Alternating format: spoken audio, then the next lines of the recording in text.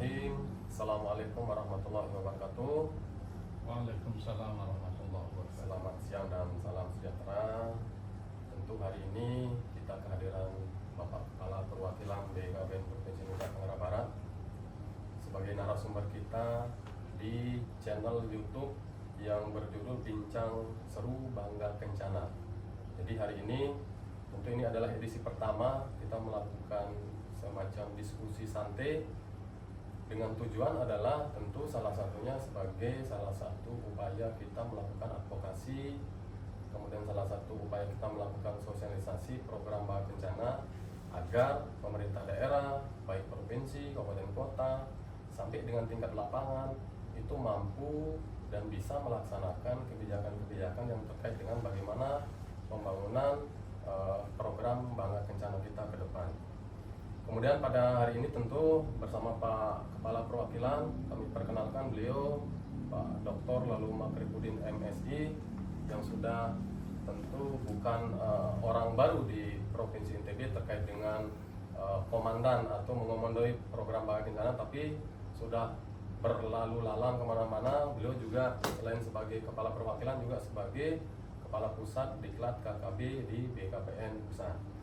Untuk materi kita atau topik kita hari ini kaitan dengan sumber daya manusia unggul menuju NTB yang gemilang.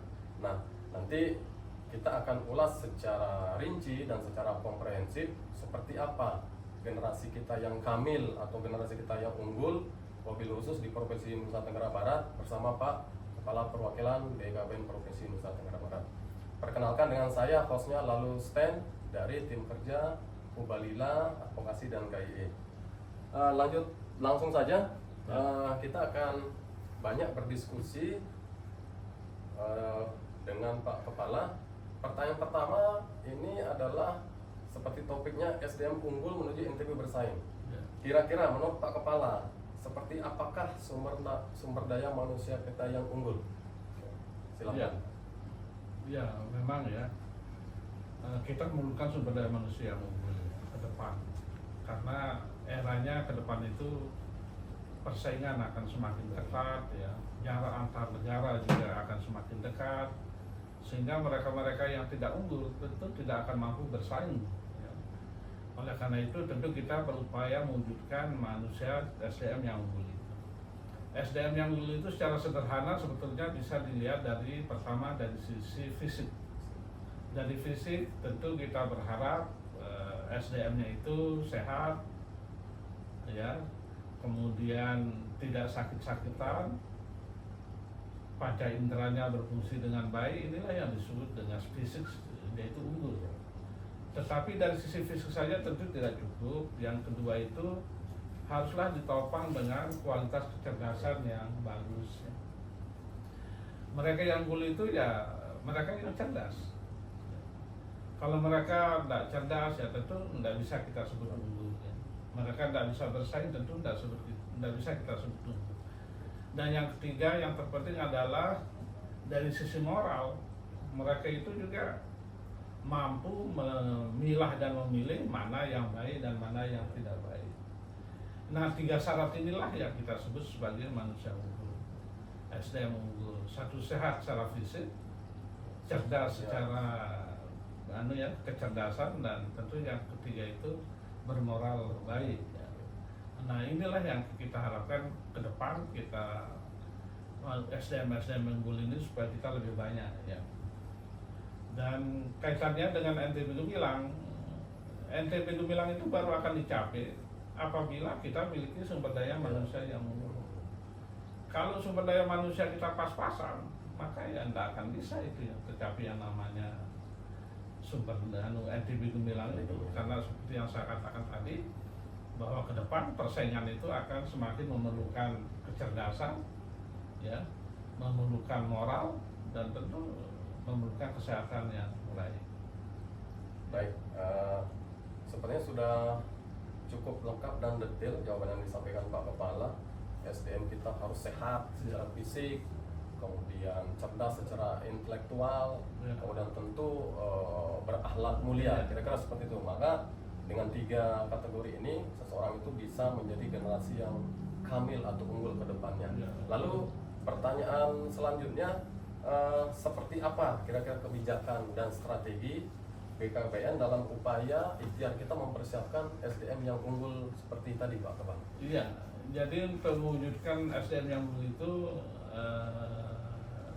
bukan sesuatu yang mudah, dan kita juga tidak bisa mengatakan bahwa SDM yang rendah itu, SDM yang lemah itu adalah suatu takdir, ya. Karena sungguhnya kualitas SDM termasuk mewujudkan SDM unggul itu by design. Kita bisa mengusahakan supaya itu tercapai. Ya. Oleh karena itu tentu berbagai strategi kita lakukan untuk mewujudkan sumber daya manusia unggul itu. Yang pertama, strategi kita adalah fokus kepada 1000 hari pertama kehidupan. 1000 hari pertama kehidupan itu adalah sejak awal kehidupan, dalam hal ini bersatunya sel telur dengan sel sperma, kemudian selama masa kehamilan 9 bulan 10 hari, kemudian sampai anak itu berusia 2 tahun. Inilah yang disebut dengan 1000 hari pertama kehidupan. Dan disinilah sangat menentukan apakah SDM itu akan unggul atau tidak. Ya. Oleh karena itu ini perlu menjadi perhatian kita. Ya. Pertama tentu seseorang itu sebelum menikah kita itu harapkan calon pengantinnya sehat. Calon pengantin laki-lakinya sehat, perempuannya juga sehat. Maka mereka akan memiliki sperma yang sehat, sel telur yang sehat. Kemudian begitu terjadi kehamilan, tentu kehamilan ini kita harapkan juga dijaga dengan baik, ya. Dijaga dengan baik, kemudian asupan gizinya diberikan, kemudian beberapa pola asuh yang tidak bagus seperti merokok itu dihindarkan, sehingga kemudian kehamilannya berjalan dengan baik. Dan ketika kemudian lahir, pengasuhan sampai dengan usia 2 tahun juga harus menjadi perhatian, ya. Air susu ibu diberikan secara eksklusif 6 bulan, kemudian diberikan untuk menyempurnakan air susu selama 2 tahun. Tentu ada makanan pendamping ASI. Apabila ini dilakukan dan ibu hamil, kemudian balita mendapatkan gizi yang baik, maka insya Allah kemudian akan tercipta yang namanya SDM unggul itu. Karena otak manusia yang menentukan kecerdasan seseorang itu tercipta 80% ketika dia pada 1000 hari pertama kehidupan ini. Jadi kalau kita berhasil berikan gizi yang baik, pola asuh yang baik, perhatian yang baik, kasih sayang yang baik, maka kemudian akan tercipta kecerdasan yang bagus, ya. Dan bila itu terjadi pada usia 2 tahun kehidupan, maka itulah kita mulai dari sana merintis yang namanya SDM unggul. Ketika nanti balita ini menjadi dewasa, menjadi penduduk usia produktif, maka mereka itu akan menjadi unggul, ya. Akan bisa bersaing dengan SDM yang lain. Ya, kalau pada level negara akan bisa bersaing dengan negara-negara lain. Baik, luar biasa, cukup detail dan komprehensif. Poin yang bisa kami ambil atau saya ambil adalah bahwa melahirkan generasi yang unggul tentu bukan perkara yang mustahil, kira-kira seperti itu. Tapi juga bukan sesuatu yang mudah. Ya. Perlu ikhtiar yang mungkin sifatnya kolaboratif, mungkin sifatnya memang benar-benar bekerja sama dengan semua lintas sektor agar supaya mampu melahirkan generasi yang unggul tadi. Yaitu tentu salah satu prasyarat yang bisa kami petik tadi adalah sentuhan atau intervensi 1000 hari pertama kehidupan. Itu yang menentukan generasi kita ke depan itu akan benar-benar menjadi unggul atau tidaknya. Sehingga memang sekali lagi upaya kolaboratif dengan semua stakeholder, semua lintas sektor ini memang mutlak dibutuhkan. Lalu kemudian kalau kita kaitkan, Pak Kepala tadi di awal juga Pak Kepala menjelaskan bagaimana keterkaitan antara generasi kita atau kita mempersiapkan generasi yang unggul untuk menjadi atau meraih yang namanya MTB Gemilang. Kira-kira keterhubungan mungkin secara lebih detailnya seperti apa Pak Kepala menurut pandangan Pak Kepala, kemudian dikaitkan dengan kebijakan yang diterapkan oleh BKBN? Iya, kita harus memahami bahwa sekarang ini situasi kita dari sisi data-data kesehatan NTB itu gampang kita cari, ya. Kenapa saya bilang gampang kita cari? Kalau ingin mencari IPM misalnya, Ya. Indeks Pembangunan Manusia, maka carilah yang 5 besar di bawah. Paling bawah. Paling bawah. Maka akan ketemu data NTB ya, dan itu kalau nggak salah kita nomor 4 atau nomor 5 Dari paling bawah. rendah kita Oke. punya Indeks Pembangunan Manusia. Kemudian kalau kita berbicara tentang stunting ya, maka data sekarang menunjukkan kita 4 besar. 4 besar paling bawah ya.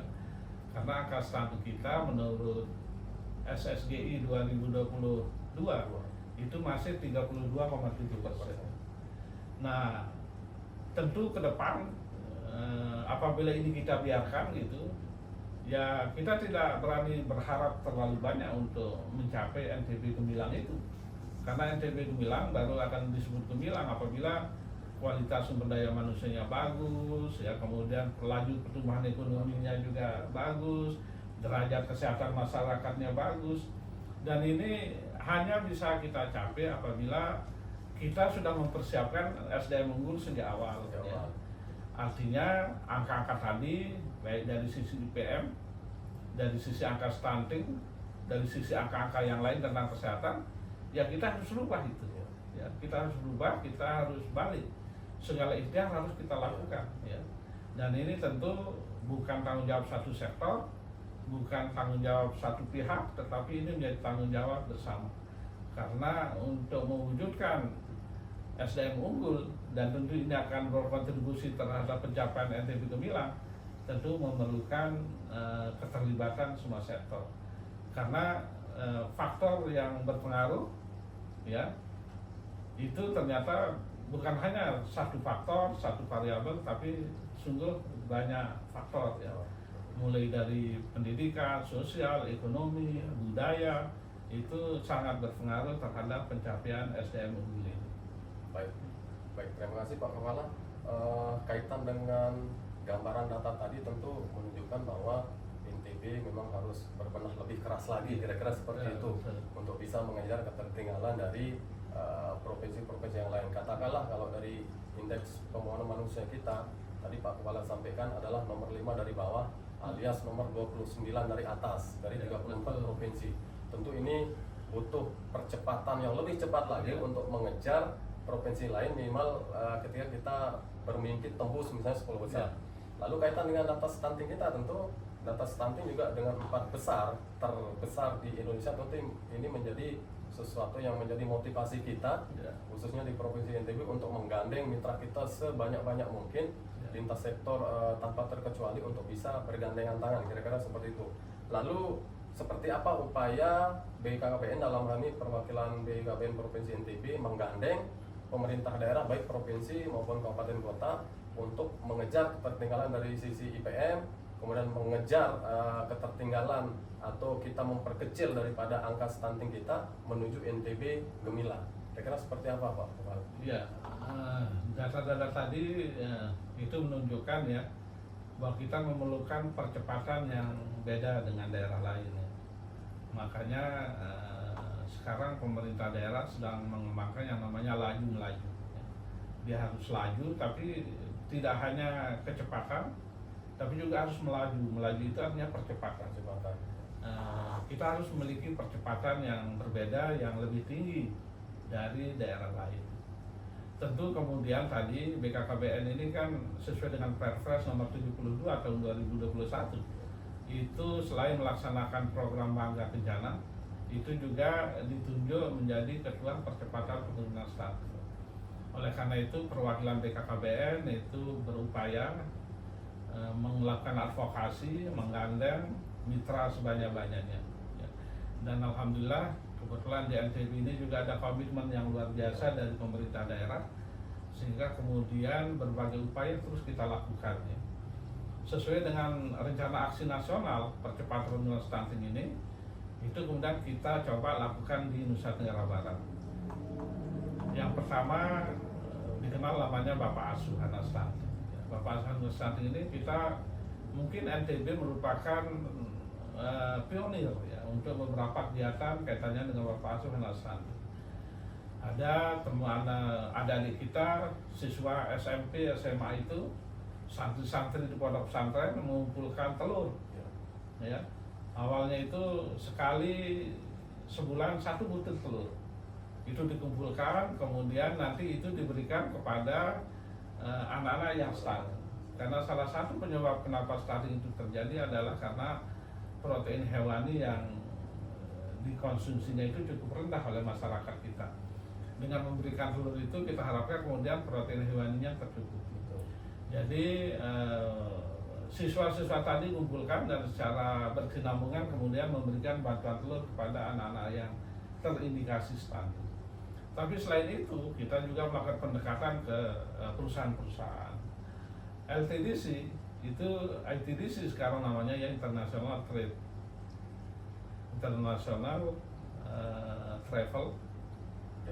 Development Center ya. Itu sekarang memiliki menjadi bapak asuh anak stunting, dan kawasan di sekitar ITDC itu diberikan, dibina oleh ITDC. Demikian juga banyak perusahaan, dinas instansi hampir semua itu menjadi bapak asuh anak stunting. Kemudian komitmen Pemda juga secara berkala melaksanakan kegiatan yang namanya gotong royong bakti stunting.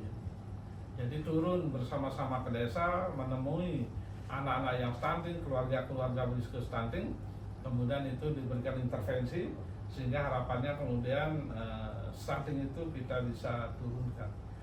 Tidak cukup sampai di sana, upaya kita tentu yang berisiko stunting yang sudah lahir itu kita intervensi, tetapi yang lebih penting lagi adalah bagaimana mencegah lahirnya stunting baru. Oleh karena itu ibu hamilnya juga menjadi perhatian kita.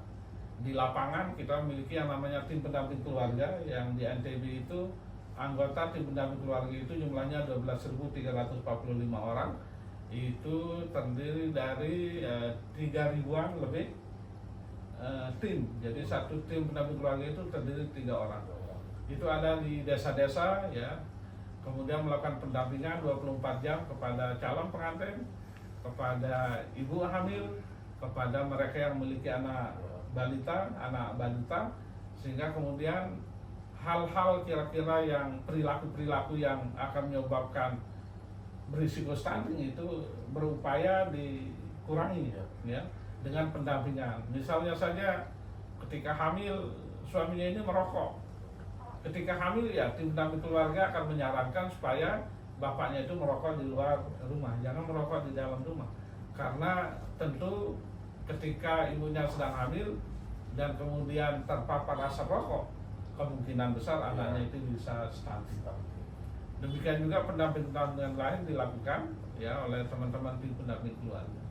Artinya upaya yang kita lakukan itu tentu melibatkan sebanyak-banyak stakeholder, mitra kerja, dan kemudian kita libatkan tim pendamping keluarga di lapangan. Dengan demikian nanti diharapkan kemudian betul-betul efektif pendekatan kita untuk mencegah stunting di Nusa Tenggara Barat. Dan kita berharap angka ini kemudian terus menurun.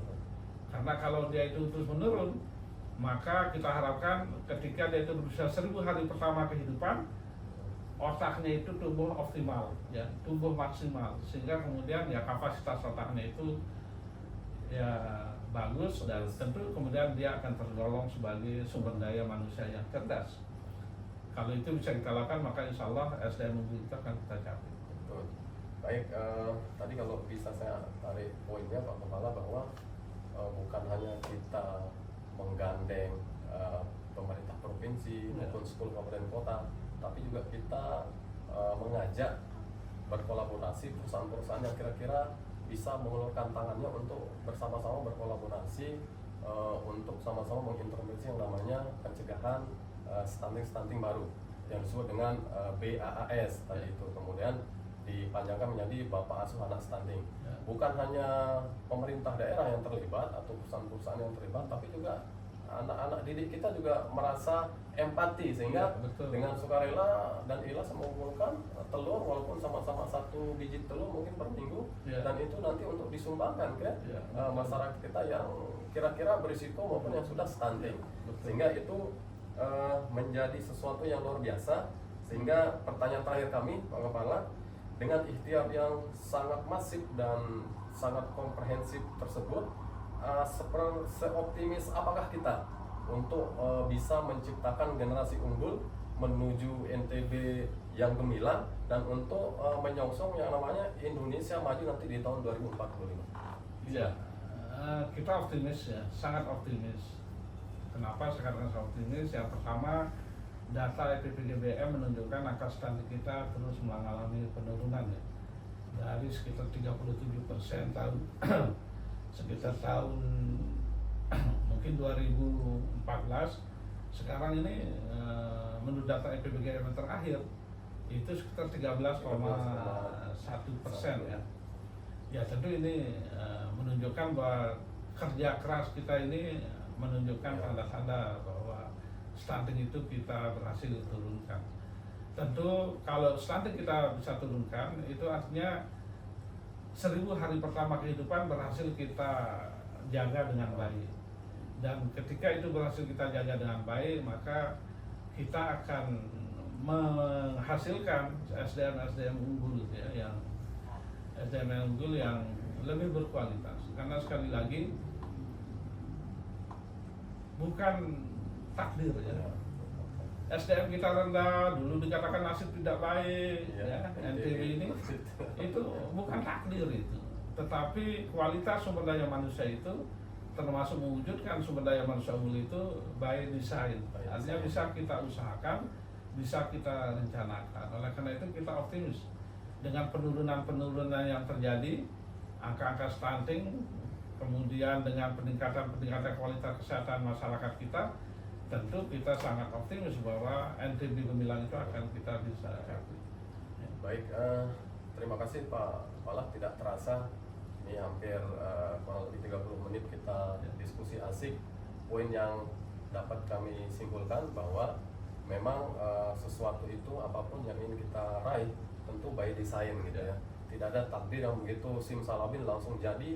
Untuk itu bukan sesuatu yang memang menjadi ketetapan, tapi butuh ikhtiar yang memang itu akan membuahkan sesuatu yang akan menjadi takdir tentunya. Kemudian terakhir sebagai penutup, terima kasih tentu kami ucapkan kepada Pak Kepala Perwakilan BKKBN Provinsi NTB yang sudah meluangkan waktu dengan hasil diskusi yang tadi sudah sama-sama kami ikuti atau kita ikuti, itu paling tidak bisa menambah wawasan kita para pemirsa atau warganet. Untuk itu bisa menjadi pegangan kita, rujukan kita bagaimana nanti sesuai dengan dimensi masing-masing baik di tingkat provinsi, kabupaten kota maupun di tingkat lapangan bisa menjadi semacam referensi untuk dipedomani sebagai upaya kita untuk bagaimana nanti melahirkan generasi-generasi kita yang unggul khususnya di Provinsi NTB melalui program yang disebut dengan pembangunan keluarga, kependudukan dan keluarga berencana atau disingkat dengan Bangga Kencana. Terima kasih Pak Kepala atas waktunya. Sekian edisi perdana ini. Semoga ini bisa menjadi inspirasi dan menjadi pegangan buat kita khusus di lapangan. Terima kasih. Wassalamualaikum warahmatullahi wabarakatuh. Waalaikumsalam warahmatullahi wabarakatuh.